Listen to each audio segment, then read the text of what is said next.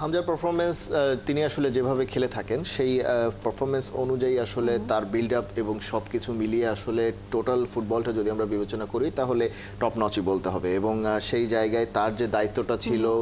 as a defensive midfielder তাদের ground থেকে তাদের খেলাটা তৈরি করা এবং প্রতিপক্ষের যে অক্সফোর্ড ইউনাইটেড রয়েছে তাদের জালের দিকে বলটাকে এগিয়ে দেয়া সেই বিষয়টার কাজটা কিন্তু হামজা চৌধুরী বেশ ভালোভাবে করতে পেরেছেন এবং সেটার ফলাফল হিসেবে আমরা দেখি যে বেশ কিছু ভালো অ্যাটাক কিন্তু অক্সফোর্ডের বিপক্ষে শেফিল্ড ইউনাইটেড করতে পেরেছে কিন্তু আলটিমেটলি যেটা হয়েছে যে সেটা তারা কিন্তু সেই অ্যাটাক থেকে যে ফল আদায় করে নেয় অনেকটা বাংলাদেশ ভারত ম্যাচের মতো যে ফল আদায় করে নেওয়া ফিনিশ করাটা সেই ফিনিশ করাটা শেষ পর্যন্ত তারা করতে পারেনি যে কারণে কিন্তু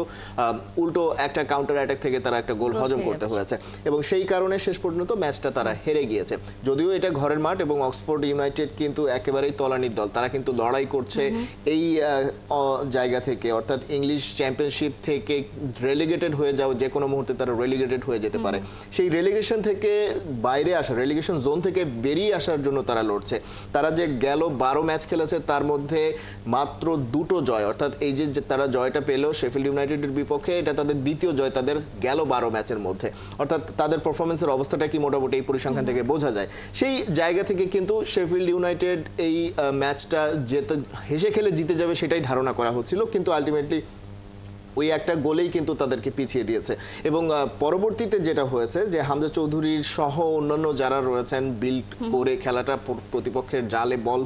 পাঠিয়ে দেয়া সেকেন্ড হাফে স্পেশালি আমরা দেখেছি যে অক্সফোর্ড আরও বেশি রিজার্ভ হয়ে গিয়েছে তাদের বেশিরভাগ প্লেয়ার কিন্তু শেষ পর্যন্ত ওদের নিজেদের জাল বাঁচানোর জন্যই কাজ করেছে গোল করার কোনো ধরনের কোনো চেষ্টা তাদের ভেতরে ছিল না যে কারণে শেষ পর্যন্ত ওই একটা গোল আর শোধ করতে পারেনি শেফিল্ড